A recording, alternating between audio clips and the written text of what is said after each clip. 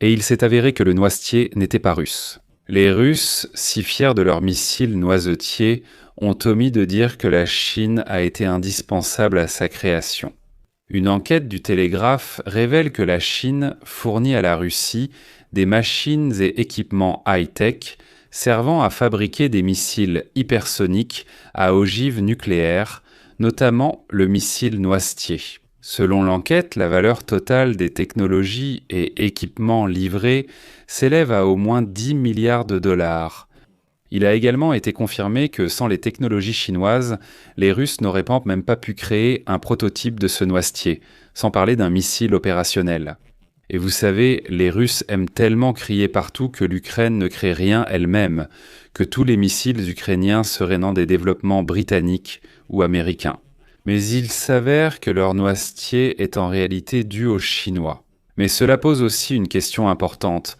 L'Occident réagira-t-il à la preuve d'une telle aide de la Chine à la Russie pour ce missile menaçant déjà les Européens ? Je m'appelle Alexei Pitchi. Discutons ensemble de ce sujet, mais avant de commencer cet épisode, je vous demande de vous abonner à cette chaîne, de mettre un like, d'écrire n'importe quel commentaire sous cette vidéo et de vous abonner à mon Telegram. Le lien est dans la description de la vidéo. The Telegraph affirme que la Chine aide la Russie à concevoir un missile hypersonique pouvant porter une ogive nucléaire utilisée par Vladimir Poutine pour menacer l'Occident. La publication rappelle qu'au début de ce mois, l'armée russe a lancé un missile Oreshnik sur la ville de Lviv, à l'ouest de l'Ukraine, qui, soit dit en passant, se trouve tout près de la frontière polonaise. Le missile balistique hypersonique, qui n'a été utilisé au combat que 2 fois, peut transporter en vol 6 ogives capables de frapper différentes cibles. Voici ce qu'a appris The Telegraph. Créer des ogives pouvant atteindre l'Europe en moins de 20 minutes. On utilise des machines et des outils spécialisés que les Russes n'avaient absolument pas et ne pouvaient pas avoir. Les Russes, jugés incapables de créer ces machines, ont poussé les journalistes à rechercher des traces de ces technologies. Et il s'est avéré que tous ces outils pour fabriquer le Oreshnik font partie d'un ensemble de technologies et d'équipements de pointe, d'une valeur de 10,3 milliards de dollars que la Chine a envoyé à la Russie pour aider Moscou à créer du matériel militaire et à augmenter la production d'armement. Et je vais maintenant citer. La Russie affirme que le missile Orek-O est ininterceptable, tandis que des responsables et analystes ukrainiens préviennent qu'il menace l'Occident.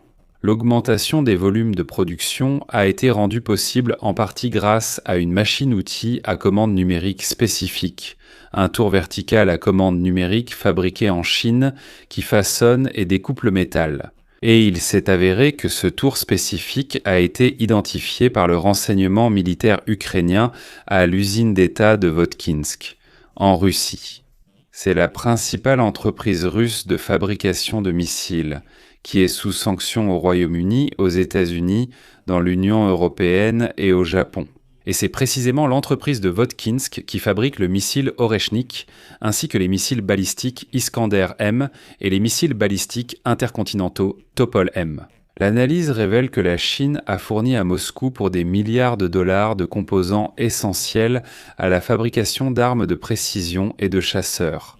Ce sont des composants que la Russie ne peut soit pas produire elle-même, soit pas dans les volumes nécessaires. Tous ces composants figurent sur la liste des 50 produits les plus prioritaires, dont l'exportation vers Moscou a été interdite par 39 pays, dont le Royaume-Uni et les États-Unis. Cependant, comme vous le savez, la Chine n'a jamais adhéré aux sanctions occidentales contre la Russie. C'est pourquoi, selon l'agrégateur américain de données commerciales Import Genius, la Chine a fourni aux Russes des micropuces et des modules de mémoire pour une valeur de près de 5 milliards de dollars qui sont utilisés dans des armements de haute précision et des chasseurs Sukhoi. D'autres produits clés incluent des roulements à billes de divers types d'une valeur supplémentaire de 130 millions de dollars qui supportent des charges, réduisent la friction et assurent le mouvement, essentiel pour la construction d'avions et d'autres véhicules. La Chine a également expédié des cristaux piézoélectriques, utilisés dans les radars et les systèmes de guerre électroniques, pour une valeur d'au moins 97 millions de dollars, ainsi que des viseurs télescopiques, qui peuvent être montés précisément sur des armes, pour un montant supplémentaire de 42 millions de dollars. Et je souligne que c'est ce qui a pu être retracé. Je cite. Au final, c'est précisément l'importation en provenance de Chine qui a permis à Vladimir Poutine de contourner les sanctions occidentales et d'organiser la production d'un plus grand nombre d'armes, telles que l'Oreshnik, d'accroître l'autosuffisance de la Russie et de protéger sa capacité de défense contre les sanctions mondiales.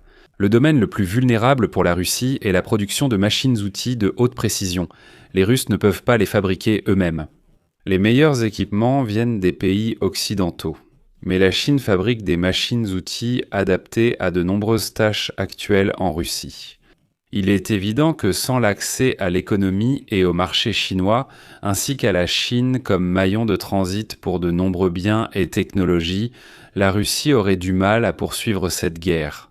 Comme l'ont montré les rapports, lors des 3 premières années de l'invasion russe de l'Ukraine, la Chine a fourni à Moscou des machines et équipements d'au moins 3,1 milliards de dollars.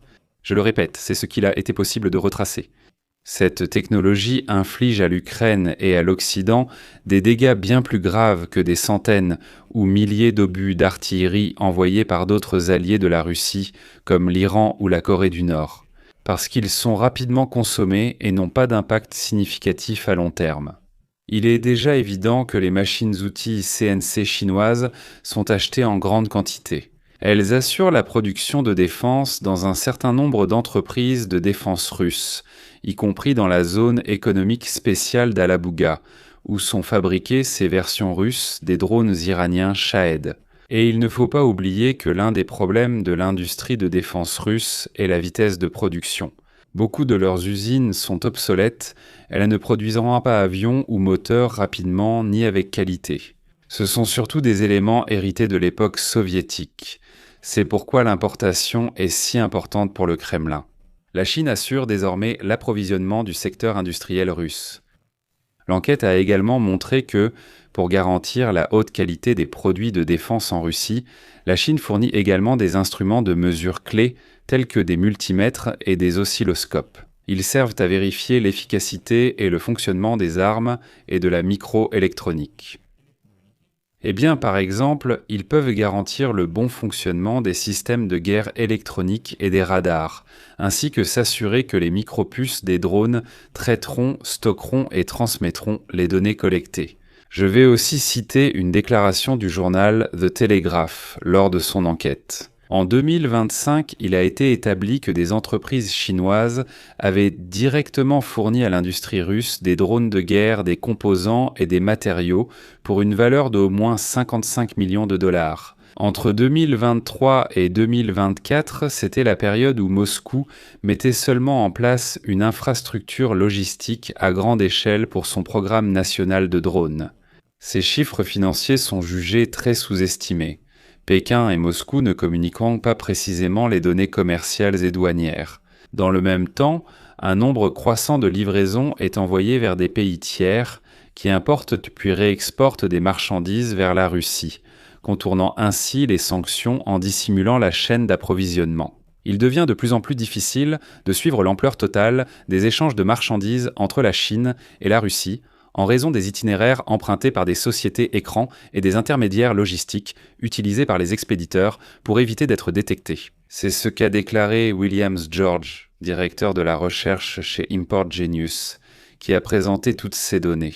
Aujourd'hui, alors que des informations indiquent que la Chine livre des biens militaires à la Russie via des pays tiers, le président du Kazakhstan, Kassym-Jomart Tokayev, a déclaré qu'une banque au Kazakhstan, selon ses propres termes, avait fait transiter plus de 7 000 milliards de tanges en provenance d'un pays voisin. Converti en dollars, cela représente 14 milliards. Il est clair qu'il s'agit de la Russie. Il a affirmé qu'il fallait clore cette affaire. Les Russes utilisent habilement le Kazakhstan pour blanchir de l'argent, transférer des fonds, contourner les sanctions et organiser la réexportation. Kassym-Jomart Tokayev y a finalement prêté attention. Voyons ce qui en résultera. Eh bien, les amis, je m'arrête ici. Donnez votre avis et partagez vos conclusions dans les commentaires. Abonnez-vous, cliquez sur la cloche et mettez un like pour soutenir la chaîne YouTube. Je vous en serai reconnaissant. Vous pouvez le faire via les liens et les coordonnées dans la description de cette vidéo. C'est tout pour aujourd'hui. Prenez soin de vous, à bientôt à tous.